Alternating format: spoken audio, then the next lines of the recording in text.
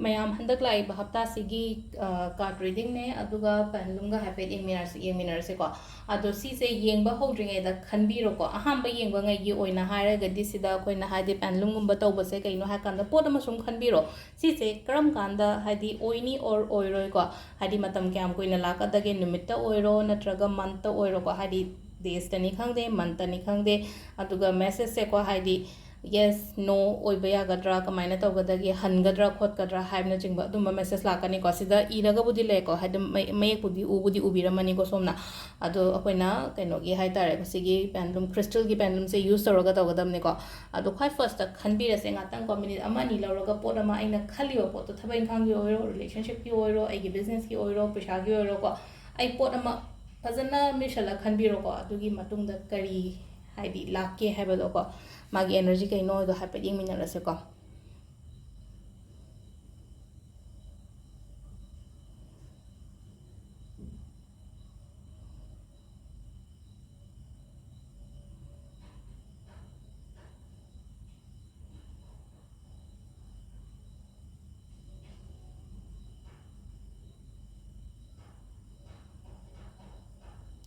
Haziki oina hairagadi October ko October November side matare ko October November side matare aduga numita hairaga na Wednesday ko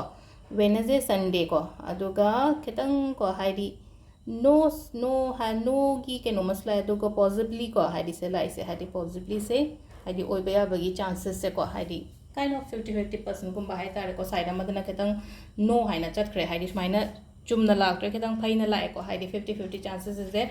aduga kaino hai tare aina khaliba pot se hai tare October natraga November sai sida hai tare ko oiba gumba dumaina gumba pi ko aduga handaki hafta gi oina numitta oina yenga ni sai ta gi to ko yumza kaisa natraga numaizing gumba dumaina oina oire ko sum aina pangthoke aina tauge haina khaliba pot gi matang da oiragana adu sida leire ko koi gi khai first ki ko hai de pendulum gi se mathang da card ki message ying minar se card se angel card oina tauge kon si se angel card ki hai nimit ki oina hai tar yamna sang da bi da hai tar card among khatang hai te ko Sunday Monday Tuesday Wednesday hari ibo numit ki matung ina hari crystal color roi se ba numit tare ni se sida card tare khalo thoga hai di ko magi kari guidance lake hai ba adu khatang oina ying minar se ado sida ai to poster ge ko hai di angel na ai source na aingon da kari hai ri ge hai ba do hai tare ko kari message pirak ke hai ba do yeng minar se ko kari guidance lake hai ba do adum sumai lo thoge ko khoi first ko Sunday da gi hora se ko Sunday Monday Tuesday Wednesday Thursday Friday Saturday ko sida isa gi amam leire ko hari numayin do ka ba le apo yum jaga sonsen irai thangja ko hari yamna ai ken oina loadre dek atop oina loadre sida gi oina hai ta chamba message amam dang oina yengase quite first ko numajing se hai de listen to your intuitions and hai ko sida hai ta ko aina khaliba pot to hai tare ko hai di masa mathanda ga sum kaino ma wakhana ma phatlang la ko ya wina ko adu do akhoi da kaino ma hai di sign ma pirak pa hai tare ko intuition sign hai ga AC se oirak pa yai ne si se tawrak pa yai ne adwaina hai di akhoi na sum khanba pot kum ba se oigan ba sum yawgal le na ko hai di mi khara da dum hai tare ko aina khanba pot to either aphabo oiro na traga phatabo oiro hai di dum taknau ne oigan ba do adu da kamai tawge hai ka ji da go hojik oina handa khapta gi na ko aina khaliba pot to AC se phado male na traga hai di si se phato mande ai tawroige da haibagi adumaina hai sai thana decide tawraga hai di ko adugi step to lobby ba hai tare ko khoi first ta ko aduga ani subagi se be acceptive and like ko hari nangi opinion nangi kaino hai tare ko aina phongdok ni ba wa do phongdok pi ba hai tare ko hari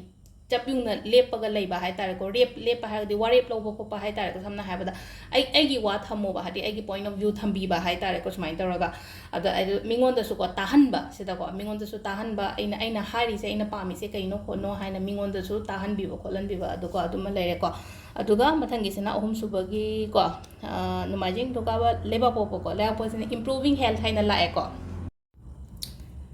ado akhoi lewa pose improving health se hadi naba khotpa gumba leiragadi imung manungi oiro ishagi oiro hadi phagalakpa kogalakpa gi energy oina lae ko aduna hadi claim su to bi ai ko energy si claim to bi ba hai taragadi he lakani hai bagi isa da ko hadi samna hai da thank you thank you khatangi hai tare ko adumaina hai tare ko hadi comment kai thank you asu claim makhala mane ba hadi poto aina phangjage ko chage hai bagi hai tare ko adumaina adu se improving health haina lae ko hadi akhoi gi leaw pogi se ko yumja kai sa yeng minar se ko yumja kai sa se kai la ke to compromise lae ko yumja kai sa se ya sanawo hadi khana ba chena boy ro thaba inkhang gi da oiro amoy ro ko hadi compromise ki kaino la message lae ko hadi just try to compromise ai gi hajik lai ba kaino dugi matung ina ko ado sida sisena akhoi gi yumja kai sa lai re ko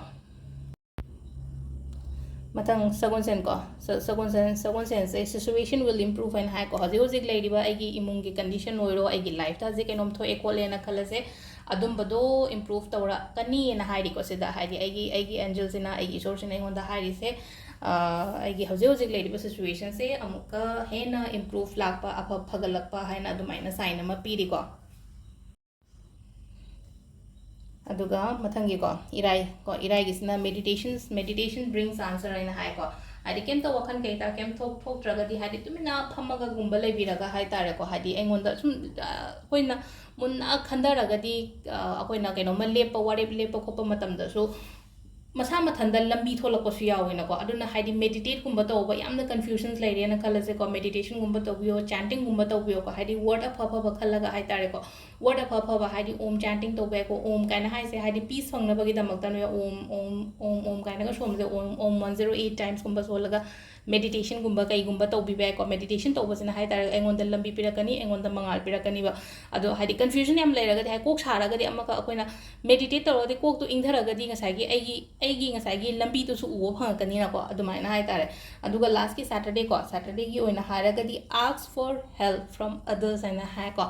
the kale raga di mingon da gi mating lo ai se mi gi mating yam logon da bne hana khala je taraga di haje darkar lerga di mating lo boda kai ba kem leite ko hadi mingon da gi mating gum lo wi ba hai tare ko hadi aina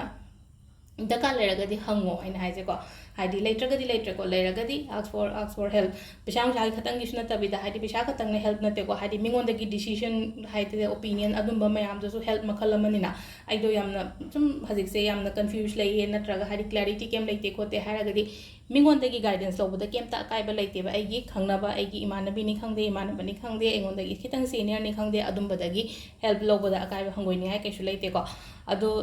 sida lere handak hafta gi ko card kaino se hai tare ko hadi yamna sang bodi oidre card amam khatang lo thoga hadi just magi message to khatang oini yingminare ko ado sida lere ngasi gi video se ma'am thank you